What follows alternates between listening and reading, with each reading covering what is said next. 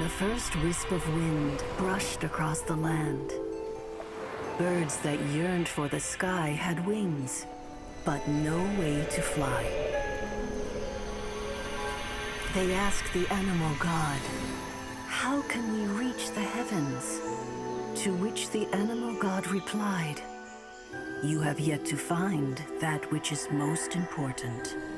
As the god spoke, the wind thrust the seeds of a dandelion high into the sky.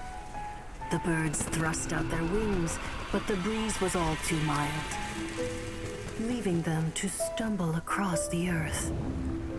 So they went to the gorge, where the wind showed off its wild and incomparable strength. They threw themselves off the cliff and flapped their wings amongst the howling winds until they were able to fly freely in the sky. To the animal god they went to gleefully say, "We understand now. All we needed was a stronger wind to fly." In reply, the animal god said, "What you lacked was not wind, but courage. It is courage that has allowed you to become the first flying birds of this world."